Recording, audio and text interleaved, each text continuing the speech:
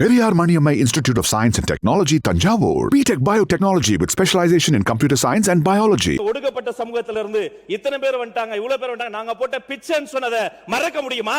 யாருக்கும் பிச்சை போட வேண்டிய அவசியம் இல்லை.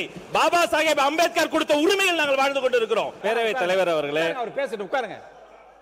இந்த எல்லா பிரச்சனையும் எங்க ஸ்டார்ட் ஆகுதுன்னா, அவர் பேசுறாரு, உட்காருங்க. திமுக சட்டமன்ற உறுப்பினர் பேசுகிற போது அவர் பேசிட்டுங்க, உட்காருங்க. உட்காருங்க, நான் பேசணும்னா பேசுங்க, உட்காருங்க. நீ பள்ளிக்கல்வித்துறை அமைச்சர் பேசுங்க. உறுப்பினர் அனுப்புறங்க, உட்காருங்க. அனுமதி தர உட்காருங்க. அனுமதி தர உட்காருங்கன்னு சொல்றேன்ல, அனுமதி தர போறேன். அடுத்தது அன்பழகன் சாலை தருவேன், அது மாதிரி சேகர் பாபு உட்காருங்க. நீ பேசுங்க சார். மாண்புமிகு பேரவைத் தலைவர் அவர்களே, இதெல்லாம் எங்க ஸ்டார்ட் ஆச்சுன்னா, சட்டமன்ற உறுப்பினர் பேசுகிற போது சமூக நீதித்துறை அமைச்சர் இதை சொல்லிட்டாருன்னு சொல்லிட்டு தாங்கள் என்னெல்லாம் செஞ்சோம், அதை செஞ்சோம், எதை செஞ்சோன்னு பெருசா சொல்லிக்கிட்டே போனார். உண்மையிலேயே அனைத்து சாதியை சேர்ந்தவங்களை அர்ச்சகர் ஆக்கணும் அப்படின்னு அவங்க வந்து சொல்றாங்க. அனைத்து சாதியை சார்ந்தவங்களை அர்ச்சகர் ஆக்குனாங்க. சரி, அப்புறம் ஏங்க ஒரு தலித்த கூட பள்ளிக்கல்வித்துறை அமைச்சரா இத்தனை வருஷத்துல நீங்க ஆக்கவே இல்லை? இதுதான் உங்களுடைய சமூக நீதியா?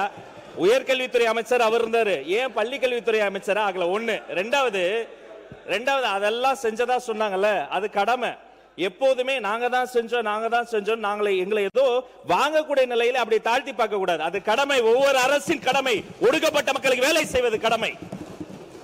3, இவ்வளவும் சொன்னீங்களே, அதே கட்சியில இருந்து எத்தனையோ மூத்த உறுப்பினர்கள் இன்னைக்கு இந்த சமூகத்தில இருந்து, ஒடுக்கப்பட்ட சமூகத்தில இருந்து இத்தனை பேர் வந்துட்டாங்க, இவ்வளவு பேர் வந்துட்டாங்க, நாங்க போட்ட பிச்சைன்னு சொன்னதை மறக்க முடியுமா? யாருக்கும் பிச்சை போட வேண்டிய அவசியம் இல்லை.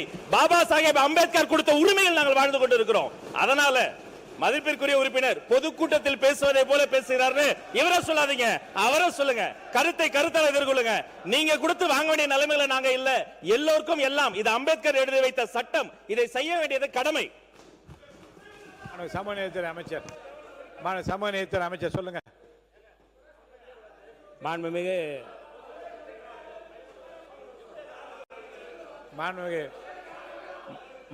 பேரவைத் தலைவர் அவர்களே, கேட்கிறேன்.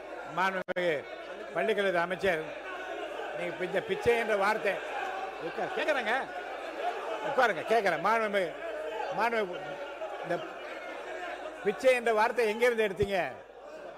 மாண்புமிகு பேரவைத் தலைவர் அவர்களே, அவர்கள் கட்சியை சார்ந்த RS பாரதி அவர்கள் ஒரு கூட்டத்தில் இப்படி பேசி அதற்காக அவர் வருத்தமும் தெரிவித்திருக்கிறாரு.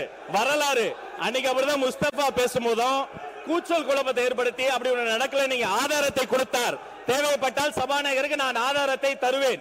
முஸ்தபா சொன்னதும் உண்மை, இந்த ராஜமுகன் சொன்னதும் உண்மை. ஒடுக்கப்பட்ட மக்களுக்கு வெற்றி தலைவர் வாழ்க்கையில தான் ஒரு விடிவுகாலம் வருவதும் உண்மை.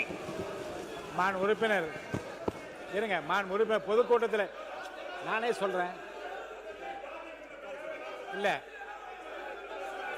உறுப்பினர், நீங்க சொன்ன கருத்து வந்து விமர்சனத்துக்குள்ளாகி அவர் கட்சி தலைமையை கூட அதை வந்து கண்டித்து இருங்க. அந்த பிரச்சனை முடிவு கொண்டு வந்த பிரச்சனை, அதை பற்றி பேசாமல் ஆக்கப்பூர்வமாக அடுத்த கட்டத்துக்கு என்ன செய்யலாம் என்று பற்றி நான் பேசலாம். முடிஞ்சிச்சே.